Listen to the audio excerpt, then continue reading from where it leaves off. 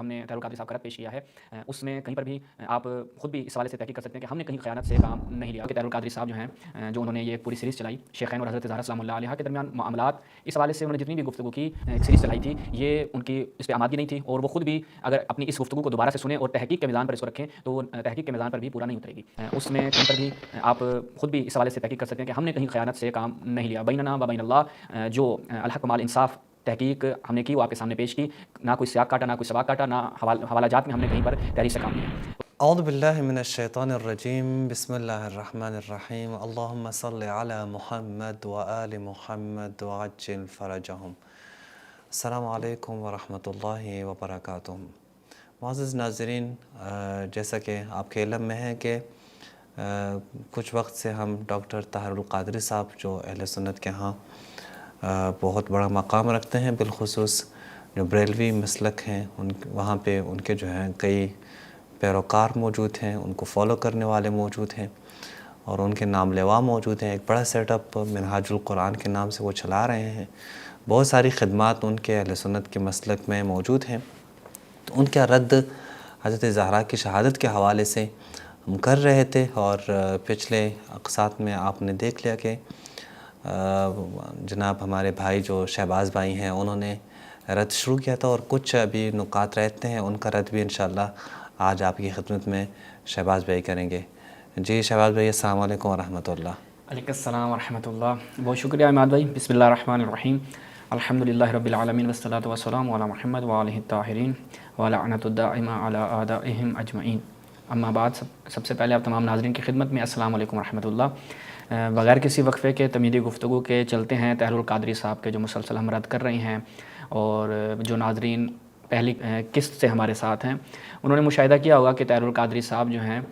جو انہوں نے یہ ایک پوری سیریز چلائی شیخین اور حضرت زہرا سلام اللہ علیہا کے درمیان معاملات، اس حوالے سے انہوں نے جتنی بھی گفتگو کی وہ نہایت غیر علمی تھی، اور اس میں اس قدر خیانتیں پائی گئیں کہ کوئی بھی شخص جو انصاف پسند ہو وہ اس چیز کا اقرار کرے گا کہ طاہر القادری صاحب نے یہ جو ایک سیریز چلائی تھی یہ ان کی اس پہ آمادگی نہیں تھی، اور وہ خود بھی اگر اپنی اس گفتگو کو دوبارہ سے سنیں اور تحقیق کے میزان پر اس کو رکھیں تو تحقیق کے میزان پر بھی پورا نہیں اترے گی۔ اور اہل انصاف کے لیے یہ چیز نہایت واضح ہے کہ جو ہم نے طاہر القادری صاحب کا رد پیش کیا ہے اس میں کہیں پر بھی آپ خود بھی اس حوالے سے تحقیق کر سکتے ہیں کہ ہم نے کہیں خیانت سے کام نہیں لیا، بیننا و بین اللہ جو الحق مال انصاف تحقیق ہم نے کی وہ آپ کے سامنے پیش کی، نہ کوئی سیاق کاٹا، نہ کوئی سباق کاٹا، نہ حوالہ جات میں ہم نے کہیں پر تحریر سے کام لیا۔ تو اس حوالے سے ہم تمام برادران اہل سنت بالخصوص طاہر القادری صاحب کے جو چاہنے والے ہیں ان سے بھی گزارش کریں گے کہ آپ بغیر تعصب کی اینک لگائے اگر آپ ہماری سیریز کو ملاحظہ کریں گے تو حق آپ کے لیے واضح ہو جائے گا۔ اب مزید چلتے ہیں، طاہر القادری صاحب نے جو گفتگو کی ان کے اور کلپس جو ہے وہ ہم آپ کی خدمت میں لے کے آئے ہیں، وہ ان کی جو 2-2.5 گھنٹے کی گفتگو تھی وہ اس کو ہم مسلسل پے در پہ رد کر رہے ہیں۔ ان میں سے جو آگے انہوں نے گفتگو کی وہ آپ سماعت فرمائیں، پھر انشاءاللہ عماد بھائی آگے اس کا رد کرتے ہیں۔ کلپ نمبر 1 بنتا ہے نا۔ سیدنا صدیق اکبر رضی اللہ تعالیٰ عنہ کی بیعت کرنے سے پہلے کا واقعہ بنا کے گھڑا گیا ہے نا، کہ مولا علی شیر خدا نے بھی بیعت نہیں کی تھی، لوگ ان کے گھر میں جمع ہوتے تھے تو سیدنا فاروق اعظم صدیق اکبر کے کہنے پر پہنچ گئے اور معاذ اللہ یہ ہوا۔ بیعت کرنے کے بعد کا تو واقعہ ہو نہیں سکتا نا، بیعت سے پہلے کا واقعہ ہے۔ میں نے چونکہ کئی دن خطاب کیا ہے، کئی گھنٹے سیدنا مولا علی شیر خدا کی بیعت، سیدنا صدیق اکبر کے دست اقدس پر بیعت خلافت، اور اس میں نے تمام روایات کو لیا ہے۔ دوسرے دن جو پہلی بیعت عام ہوئی ہے مسجد نبوی میں، اس دن کی بیعت کرنے کی تمام روایات بھی لی، 6 ماہ والی روایات بھی لی، 6 ماہ کے بعد اہل سنت کی کل روایات بھی لی، اہل تشیع کی روایات بھی لی، تمام کتب کی میں نے تفصیلات دے دی ہیں، تاریخ کی کتب سے بھی دے دی ہیں، بخاری مسلم سمیت کتب حدیث سے بھی دے دی ہیں، اور بے شمار شروع نہج البلاغہ اور شیعہ حضرات کی کتابوں سے دے دی ہیں، اور ائمہ اہل بیت کے اقوال سے بھی دے دی ہیں میں نے شہادتیں۔ ہر ایک جگہ مولا علی شیر خدا کا وہ بیان درج ہے بیعت سے پہلے۔ خاص سیدنا صدیق اکبر جب آپ کے گھر تشریف لے گئے، ایک مذاکرہ وہاں ہوا ہے، صدیق اکبر خود گئے آپ کے بلا بھیجنے پر، وہاں سیدنا علی شیر خدا نے اپنا شکوہ معمولی سا بیان کیا، وہ جس کا میں تذکرہ کر چکا ہوں کہ ہم سے مشورہ نہیں کیا گیا، جلدی ہوئی، ہم سوچتے تھے کہ ہمارا بھی حق ہے۔ سیدنا صدیق اکبر نے قسم کھا کے پوری سچویشن کی وضاحت کر دی اور کہا کہ رہ گئی آپ کی قرابت، خدا کی قسم رسول کی قرابت کو اپنی قرابت سے میں مقدم جانتا ہوں۔ پھر آپ نے مسجد نبوی میں آ کے خطبہ دیا ہے مولا علی شیر خدا نے، اور قسم کھا کے کہا ہے کہ ہمارا شکوہ تھوڑی دیر کا صرف اس لیے تھا کہ ہمیں اس پہلے دن مشاورت میں ہم شریک نہیں ہو سکے، نہیں کیا گیا، ورنہ واللہ اللہ کی قسم خلافت کا حقدار میں پوری امت میں ابو بکر سے زیادہ کسی کو نہیں جانتا تھا، اس لیے کہ یہی یار غار مصطفیٰ ہیں، یہی مولا علی شیر خدا کے لفظ ہیں، سنی شیعہ سب کتابوں کے حوالے دے چکا ہوں، یہی ثانی حسنین ہیں، اور عمر میں بھی بڑے ہیں، بزرگی اور شرف میں بھی بڑے ہیں، اور پھر ان کو میں مقدم کیسے نہ سمجھوں کہ تاجدار کائنات نے اپنی ظاہری حیات میں خود ان کو نماز کے لیے ہمارا امام بنا کر مقدم کر دیا تھا، جب حضور نماز دین کا سب سے بڑا امر ہے، جب دین کے امر میں ہم نے ان کو امام مان لیا تو دنیا کے امر میں ہم ان کو کیوں نہ مانیں؟ جی بہت بہتر۔ جی شہباز بھائی، اگر آپ کے مولا علی علیہ الصلوۃ والسلام نے، یعنی ان کی زبان سے اگر میں کہوں، جب شیعوں کے امام اول نے کہا ہے کہ یہ یار غار ہے اور اللہ کے رسول نے ان کو مقدم کیا ہے، اور پھر خلافت پہ تھوڑا سا ایک گلہ تھا اور پھر وہ گلہ بھی ختم ہو گیا، جب مولا علی نے گلہ ختم کیا تو آج آپ لوگ 1400 سال بعد بھی اس مسئلے کو اٹھا رہے ہیں، تو اس کا جواب اگر آپ وہ دیکھیں شیعہ سنی کتابوں میں ہے، یہ ڈاکٹر صاحب کہہ رہے ہیں شیعہ سنی دونوں کتابوں میں یہ باتیں موجود ہیں کہ مولا علی نے کہا ہے کہ آپ یار غار ہیں، اور وہ جو گلہ تھا بس وہ گلہ بھی ختم ہو گیا، بس رضایت ہو چکی ہے۔ بہت شکریہ ماد بھائی۔ سب سے پہلے تو ہم قبل اس کے جواب کی جانب آئیں، گزارش کریں گے طاہر القادری صاحب کے جتنے بھی طرفداران ہیں، جتنے بھی ان کے ساتھی ہیں، دوست احباب ہیں، یا تمام برادران اہل سنت سے کہ وہ شیعہ روایات ہمارے سامنے رکھیں کہ کسی شیعہ مستند عالم دین نے جو واقعاً شیعہ ہو، جس کی تشیع پہ کوئی اختلاف بھی نہ ہو، اور اس نے اپنی کتاب میں صحیح و سند روایت یہ پیش کی ہو کہ امیر المؤمنین نے جناب ابو بکر کو کیا کہا ہے کہ آپ یار غار ہیں، آپ کو ہم زیادہ حق پہ سمجھتے ہیں، وغیرہ وغیرہ وغیرہ، ٹھیک ہے۔ اب یہ تو ہمارا جو ہے وہ چیلنج نہیں ہم کہتے، لیکن کہتے ہیں کہ اب ایک روایت پیش کریں، 2 نہیں 3 نہیں 4 نہیں، ایک روایت پیش کریں، ٹھیک ہے۔ جبکہ اماد بھائی یہ چیز جو ہے نا وہ جو طاہر القادری صاحب بیان کر رہے ہیں کہ شیعہ کتابوں سے وہ ابن ابی الحدید معتزلی کا حوالہ، کیونکہ یہ جو ابھی ہم عبارت آپ کے سامنے رکھیں گے یہ اس کتاب میں عبارت ملتی ہے، جو شرح ہے نہج البلاغہ کی، ابن ابی الحدید معتزلی سنی، اس نے اپنی کتاب میں نقل کیا ہے، جس کی سنیت کے اوپر اور عدم تشیع پہ ہم گزشتہ پروگرام میں تفصیل سے کلام کر چکے ہیں، اس میں ابھی بیان کرنے کی ضرورت نہیں ہے۔ اس کے علاوہ آپ دیکھیں ہمارے ہاں تشیع کے ہاں جتنے بھی محدثین اگر کسی نے نقل کیا ہو تو بتائیں۔ یہ مستدرک علی الصحیحین جو یہ روایت پڑھ رہے تھے، اور اس کی 4تھی جلد ہے، اس میں جب ہم جاتے ہیں تو حدیث کا نمبر ہے 4422، ٹھیک ہے، حدیث کا نمبر ہے۔ اس کے بعد کیا بیان کرتے ہیں؟ وہ کہتے ہیں کہ حضرت علی اور حضرت زبیر نے کہا ہمیں تو صرف اس بات کا غصہ تھا کہ مشورے میں ہمیں شامل نہیں کیا گیا، ورنہ ہم بھی رسول اللہ کے بعد حضرت ابو بکر ہی کو تمام لوگوں سے زیادہ مستحق خلافت سمجھتے ہیں۔ یہ ان کی نماز کے ساتھ ہی ہیں، وجہ بیان کی جا رہی ہے کہ امام علی نے جو استدلال پیش کیا ہے، پہلے یہ کہ رسول اللہ نے ان کو اپنی جگہ پر کہا تھا نماز پڑھائیں، ثانی اثنین ہیں، غار میں موجود تھے، ہم ان کی شرافت اور بزرگی کے معترف ہیں، عمر میں ظاہری بات ہے یہ بڑے ہیں، بزرگ ہیں، بلکہ رسول اللہ نے خود اپنی حیات طیبہ میں ان کی امامت کا حکم فرمایا تھا، اس سے مراد وہ نماز ہی ہے۔ تو یہ اس میں ہے، اور اگر ہم عربی مستدرک علی الصحیحین میں چلے جائیں، اس کی تیسری جلد بنتی ہے، ملاحظہ کریں، اور یہ وہی 4483 کہ وَإِنَّا نَرَىٰ أَبَا بَكْرٍ أَحَقَّ النَّاسِ بِهَا بَعْدَ رسول اللہ صلی اللہ علیہ وآلہ وسلم إِنَّهُ لَصَاحِبُ الْغَارِ وَثَانِي اثْنَيْن وغیرہ وغیرہ، ٹھیک ہے۔ اور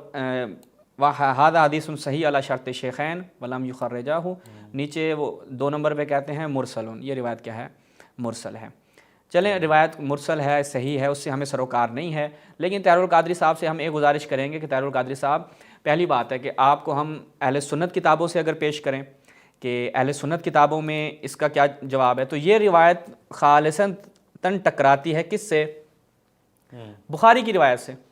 اچھا، بخاری کی روایت میں ہم جائیں تو یہ ملاحظہ فرمائیں، آپ کہتے ہیں کہ امیر المومنین ان کو اپنے سے زیادہ حقدار سمجھتے تھے، صحیح البخاری، جب ہم اس میں جاتے ہیں، یہ ریاض کی چاپ ہے، دارالسلام ریاض کی چاپ ہے، اور ایک ہی اس میں یعنی مجلد مل جاتا ہے، ایک ہی جلد میں ہے۔ اچھا، اب وہ ملاحظہ فرمائیں کہ جناب ابو بکر کے بارے میں، امیر المؤمنین ان کی خلافت کے بارے میں کیا کہتے تھے؟ وَلَكِنَّكَ اسْتَبْدَدْتَ عَلَيْنَا بِالْأَمْرِ، کہ تو نے زبردستی جو ہے وہ ہمارے اوپر، یعنی زور زبردستی، استبداد کا مظاہرہ کرتے ہوئے زور زبردستی، ہمارا تم خلیفہ بن گئے ہو، ٹھیک ہے، علینا بالامر، اس اپنے امر خلافت کو ہمارے اوپر تم نے زبردستی تھوپ دیا ہے. یہ امیر المومنین کا نظریہ ہے، اور جو بخاری کی روایت میں موجود ہے، اور یہی روایت مسلم میں بھی موجود ہے، گویا کہ متفقن علیہ یہ روایت ہے قادری صاحب. اور آگے امام فرماتے ہیں وَكُنَّا نَرَا لِقَرَابَتِنَا مِن رَسُولِ اللَّهِ نَصِيبًا، ہم کیا یہ نرا ہم سمجھتے تھے اپنا حق رسول اللہ کی قرابت کی نسبت، ہم خلافت کو اپنا حق سمجھتے تھے. یہ امیر المومنین کا نظریہ ہے. تو وہ مستدرک کی روایت جس کو آپ استدلال کے طور پر پیش کر رہے ہیں، آپ جرت کا مظاہرہ کریں، کہتے ہیں میں نے تمام روایات پیش کر دی، تمام چیزیں رکھ دی، تو یہ پیش کیوں نہیں کرتے؟ یہ روایت کیوں نہیں پڑھتے آپ لوگ؟ بخاری کی اور مسلم کی روایت ہے، متفقن علیہ روایت ہے، اور اس کے مقابل میں کسی روایت کی کوئی حیثیت نہیں ہے کہ آپ کسی دوسری کتاب سے مرسل روایت لے کر آئیں. تو یہ آپ کے اہل سنت کے ہاں. بس پہلی بات تو یہ ہو گئی کہ وہ جو مستدرک کی روایت ہے وہ خود مرسل روایت ہے، اور دوسری بات یہ ہے کہ وہ ٹکراؤ بھی موجود ہے، تعارض بھی موجود ہے. جی. اس کے بعد آپ کہتے ہیں کہ شیعہ روایات، شیعہ روایات کی طرف ہم آئیں تو یقین کریں آپ کو جو ہے وہ منہ چھپانے کے لیے جگہ نہیں ملے گی کہ جو ہمارے آئمہ نے ان کے خلافت کے بارے میں اور ان کے بارے میں بیان کیا ہے. میں فقط نہج البلاغہ سے 2-3 چیزیں آپ کی خدمت میں رکھتا ہوں تاکہ یہ چیز واضح ہو جائے کہ اگر آپ کو شیعہ کتابوں سے دکھانے کا شوق ہے تو یہ چیزیں دکھائیں. ملاحظہ فرمائیں نہج البلاغہ، لقد علمتم، یہ لیٹر نمبر جو ہے وہ 73 ہے. لقد علمتم انی احق بہا من غیری، کہ تم یہ جانتے ہو کہ میں، یعنی یہ کب کی بات ہے کہ جب لوگ عثمان کی بیعت ہو رہی تھی. ٹھیک ہے، تو امیر المومنین فرماتے ہیں کہ تم سب یہ جانتے ہو کہ بے شک تاکید کے ساتھ کہہ رہے ہیں انی احق بہا من غیری، کہ یہ جو اس کی بیعت کی جا رہی ہے میں اس سے زیادہ سزاوار ہوں. امیر المومنین خود کو زیادہ سزاوار سمجھتے تھے. یہ ایک نقطہ. اس کے بعد اسی نہج البلاغہ میں ہم آپ کی خدمت میں لے چلتے ہیں. ملاحظہ فرمائیں نہج البلاغہ، جب ہم اس میں جاتے ہیں تو پہلے آپ کو دکھاتے ہیں کہ خطبہ نمبر 2 ہے. ٹھیک ہے، صفین سے پلٹنے کے بعد فرمایا.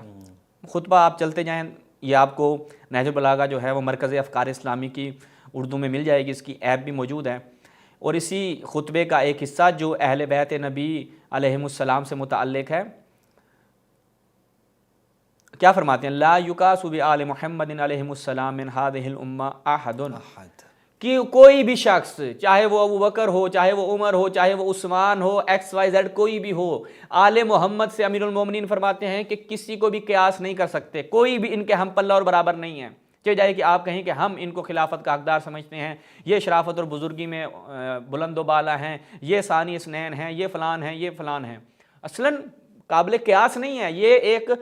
دو ٹوک بات کہ جو فقط نہج البلاغہ میں نہیں، دیگر ہماری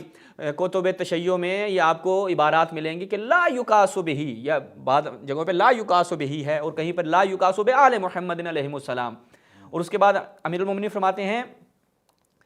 حق کے ولایت کی خصوصیات انہی کے لیے ہیں، یعنی ولایت کا جو حق ہے اور ولایت کی جو خصوصیات ہیں، جو خصوصیات آپ شمار کر رہے تھے کہ جی یہ فلان ہے، یہ چیزیں رسول اللہ نے بیان فرمائیں. امیر المومنین اپنا نظریہ جو نہج البلاغہ میں، اگر آپ شیعہ روایات کو مد نظر رکھتے ہیں اور آپ کو شوق ہے کہ آپ شیعہ روایات سے شیعوں کو ملزم قرار دیں اور وہ کہیں کہ تمہاری کتابوں میں یہ عقیدہ بیان ہوا ہے، تو ہمارا یہ عقیدہ ہے کہ امیر المومنین نے بیان فرمایا کہ حق ولایت کی خصوصیات انہی کے لیے ہیں. انہی کے بارے میں پیغمبر کی وصیت، یعنی رسول اللہ نے ان کو اپنا جانشین مقرر کیا اور وصیت کی، اور انہی کے لیے نبی کی وراثت ہے اور یہی وارثین پیغمبر ہیں. اس کے بعد فرمایا الان اذ رجع الحق الى اہلہ، اب یہ وہ وقت ہے کہ حق اپنے اہل کی طرف پلٹ آیا. یعنی کیا مطلب ہے کہ یہ جو حق کے خلافت تھا یہ اپنے اہل کی طرف پلٹ آیا ہے. اس سے پہلے جن کے پاس تھا وہ اہل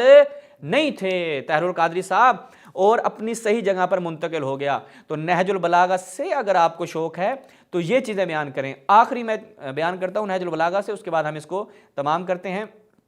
ملاحظہ فرمائیں یہ مکتوب نمبر 28 ہے، معاویہ کے نام جو امیر المومنین نے خط لکھا، اور یہ آپ کو نہج البلاغہ میں صفحہ نمبر 702 مرکز افکار اسلامی کی سائٹ سے آپ کو یہ مل بھی جائے گا. اس میں جب ہم چلتے ہیں تو اس کے آخر میں دیکھیں امام نے کیا فرمایا. تو ہمیں قرابت کی وجہ سے بھی دوسروں پر فوقیت حاصل ہے، یعنی ہمیں قرابت جو رسول اللہ سے ہے وہ دوسروں پر کیا ہے؟ فوقیت حاصل ہے، اور اطاعت کی وجہ سے بھی ہمارا حق فائق ہے. اور ثقیفہ کے دن جب مہاجرین نے رسول اللہ کی قرابت کو استدلال میں پیش کیا تو انصار کے مقابلے میں کامیاب ہوئے، تو ان کی کامیابی اگر قرابت کی وجہ سے تھی تو پھر یہ خلافت ہمارا حق ہے۔ امیر المومنین بیان فرما رہے ہیں کہ وہ جو ثقیفہ میں جا کر کہتے ہیں کہ بھائی انصار کو حق نہیں ہے، ہم قریش والوں کو حق ہے، ہم مہاجرین کو حق ہے، وہ اس لیے کہ ہم رسول اللہ کے زیادہ قریبی ہیں۔ تو امیر المومنین بیان فرماتے ہیں کہ اگر آپ کا مبنی یہ ہے کہ قرابت کی وجہ سے آپ کو خلافت کا حق ہے، تو بابا یہ قرابت جو ہے وہ ہمارے ساتھ زیادہ سازگار ہے، ہم زیادہ قریب ہیں رسول اللہ کے، تو پھر یہ خلافت ہمارا حق ہے نہ کہ ان کا۔ امیر المومنین ان کو ذرا بھی حقدار نہیں سمجھتے تھے۔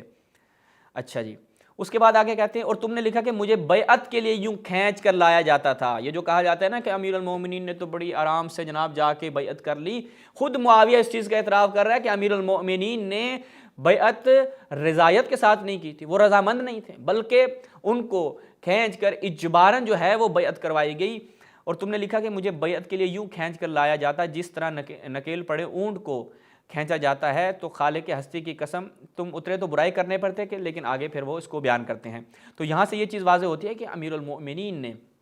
پہلی بات تو یہ ہے کہ ان کو حق پر نہیں سمجھتے تھے، ٹھیک ہے، دوسری بات یہ ہے کہ ان کو خلافت کا حقدار نہیں سمجھتے تھے اور غاصب خلافت سمجھتے تھے۔ اس کے بعد کہا کہ بیعت جو ہے وہ بیعت اجباری تھی، اور بیعت اجباری اہل سنت کے ہاں، یہ بھی میں آپ کو بیان کر دوں، بعض لوگ آتے ہیں اور کہتے ہیں کہ جناب امیر المومنین نے تو بیعت کر لی تھی، تو آپ کی خدمت میں عرض کریں، یہ پہلے بھی میں بیان کر چکا ہوں، لیکن پھر بھی بار بار یہ لازم ہے کہ بیان کیا جائے، کیونکہ لوگوں کے ذہن میں ایک چیز بیٹھ جاتی ہے کہ امیر المومنین نے 6 ماہ بعد تو بیعت کر لی تھی، فلاں فوراً بیعت کر لی تھی۔ تو یہ چیز مسلم ہے کہ امیر المومنین نے بیعت نہیں کی تھی، اہل تشیع کا جو عقیدہ ہے، لیکن اگر اہل تسنن مصر ہیں، اور خود جیسا کہ امیر المومنین بھی یہاں پہ بیان فرما رہے ہیں کہ معاویہ کہتا ہے کہ آپ کو کھینچ کر لایا گیا، یعنی مجبور کر کے لایا گیا۔ ملاحظہ فرمائیں الامامۃ العظمیٰ عند اہل السنہ والجماعہ، عبداللہ بن عمر کی کتاب، جب ہم اس میں جاتے ہیں تو کیا کہتے ہیں، شرائط ہیں بیعت کے لیے، للمبایع، جو بیعت کرنے والا ہوتا ہے، فی البیعہ، اس میں بیعت میں کیا ہو، الحریۃ الکاملہ، وہ کاملاً آزاد ہو، جیسے وہ کہتے ہیں صحابہ رضوان اللہ تعالیٰ عنہ نے خلفائے راشدین کی بیعت میں جو ہے وہ ان کو حریت کامل موجود تھی۔ اور ہمیں وہ کہتے ہیں روایات کا تذکرہ نہیں کیا جاتا کہ انہم اجبروا احدا، کہ کسی ایک کو بھی جو ہے علی بیعۃ قط، مجبور کریں، کسی ایک کو بھی جو ہے وہ مجبور کیا گیا ہو، وہ کہتے ہیں وبینا ان علی ھذا شرط، وہ کہتے ہیں اس شرط کی بنا پر کہ حریت کامل ہو، تو پس جو مکرہ ہوگا، جس کو جو کراہت رکھتا ہوگا، جو کسی کی بیعت نہیں کرنا چاہتا ہوگا اور اس کو بیعت کے لیے مجبور کیا جائے، وہ لازم نہیں ہے، وہ اس بیعت کے اوپر ملزم قرار نہیں پائے گا اور وہ بیعت اس کی درست نہیں ہوگی۔ اور یہی چیز جو ہے وہ ہمیں بہت سی اہل سنت روایات میں بھی ملتی ہے کہ طلحہ اور زبیر نے امیر المومنین کی جو ہے وہ بیعت کیا کی تھی عماد بھائی، اس کے ساتھ غیر مکرہ، ٹھیک ہے، یہ ملاحظہ فرمائیں کتاب، ہاں، اخبار المدینہ النبویہ، اور بعد میں توڑ بھی دی تھی، یہ بھی صحیح سنت روایت سے ہے، ملاحظہ فرمائیں اخبار مدینہ النبویہ جزء الرابع، اس کی مجلد السادس ہے، جب ہم اس میں جاتے ہیں صفحہ نمبر 115، تو یہاں پہ کیا کہتے ہیں کہ ان طلحہ والزبیر بایعا طائعین غیر مکرہین، کہ انہوں نے بغیر کسی مجبوری کے، یہ دیکھیں، یہ کیونکہ جب بیعت کی بات کی جاتی ہے تو وہاں پر ایک شرط جو لگائی جاتی ہے غیر مکرہین، کہ وہ مجبور نہیں تھے، بغیر کسی مجبوری کے انہوں نے بیعت کی تھی۔ اب وہ ایک واضح چیز ہے کہ طلحہ اور زبیر نے امیر المؤمنین کی بیعت توڑ دی اور جنگ جمل و صفین میں جو ہے وہ مقابل میں آ گئے، جیسا کہ خود فتح الباری میں عماد بھائی یہ روایت موجود ہے، مقام نہیں ہے، کہ مالک اشتر سے کہا جاتا ہے کہ تم تو کراہت رکھتے تھے کہ اس کی عثمان کے قتل سے، تم تو کراہت رکھتے تھے، تو جب تم کراہت رکھتے تمہیں ہمارے ساتھ ہونا چاہیے، ٹھیک ہے، کیونکہ عثمان کو قتل کر دیا، ہم اس کے قصاص کا مطالبہ کرنے آئے ہوئے ہیں، تمہیں ہمارے ساتھ ہونا چاہیے۔ تو وہاں پر مالک اشتر کہتے ہیں کہ نہیں، ان دونوں نے، طلحہ اور زبیر نے بایعوا، انہوں نے بیعت کی تھی، ونقصوا، اور انہوں نے بیعت کو توڑ دیا، ٹھیک ہے، اور پھر وہ صحیح مسلم بخاری کی روایت ہیں کہ جو بیعت توڑ دے اس کا حشر نشر کیا ہوگا، وہ انشاءاللہ اپنے مقام پر انشاءاللہ اس کو بیان کریں گے۔ تو یہاں تک طاہر القادری صاحب کی طاہر القادری صاحب کی پہلی بات جو تھی، جو کہہ رہے تھے شیعہ سنی تمام کتابوں میں لکھا ہے، اور چلیں اچھی بات ہے، دیکھ لیا ہم نے کہ شیعہ سنی کتابوں میں لکھا ہے،